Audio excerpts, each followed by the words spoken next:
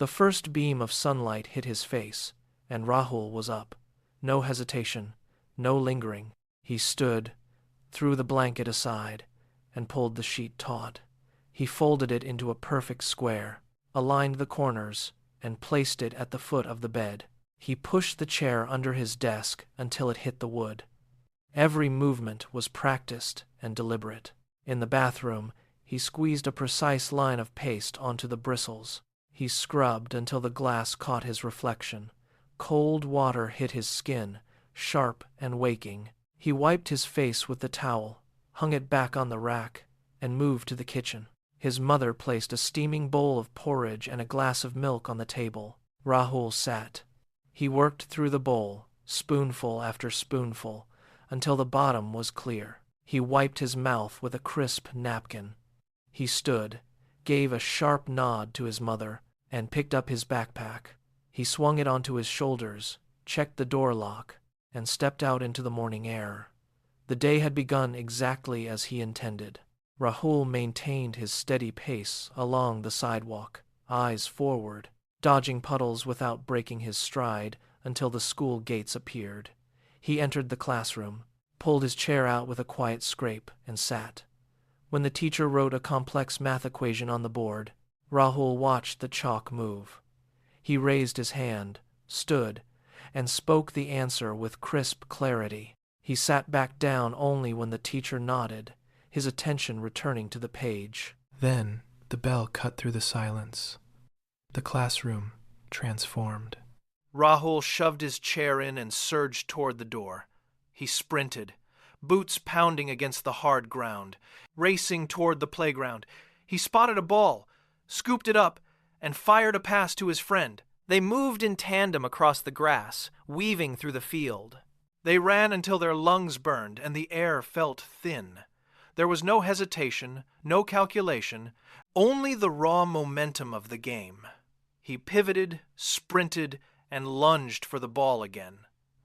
His focus now entirely on the field, leaving the rigid structure of the morning miles behind him. The front door clicked shut, sealing out the noise of the street.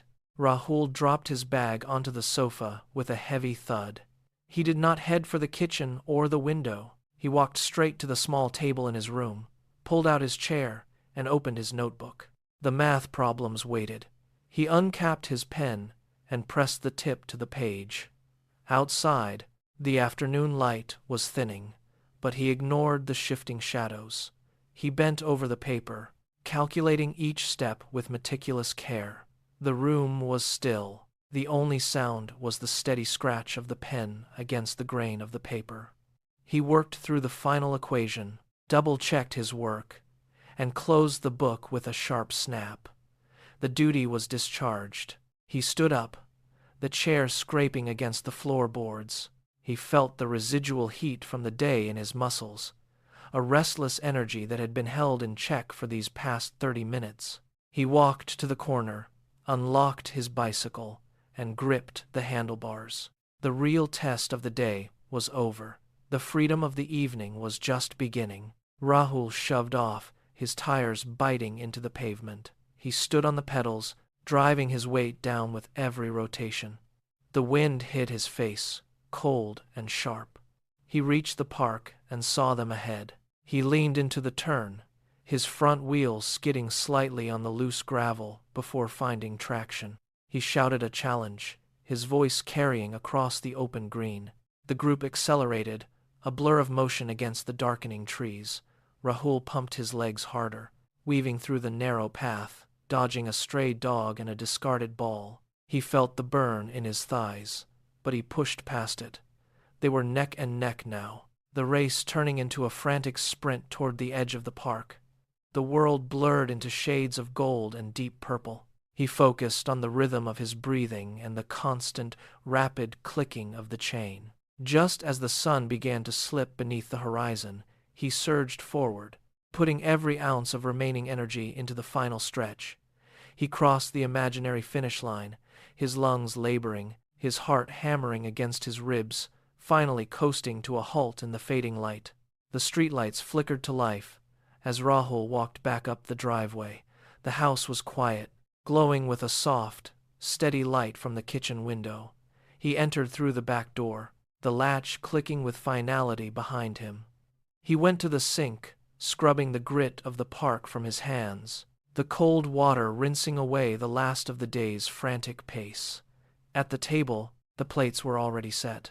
He pulled out his chair, the wood scraping softly against the floor, and joined his parents.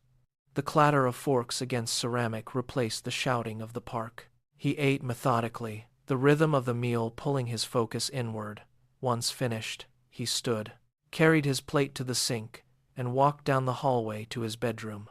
The air inside was still and cool. He stood by the bed for a moment, letting the heavy fatigue of the long day settle into his limbs.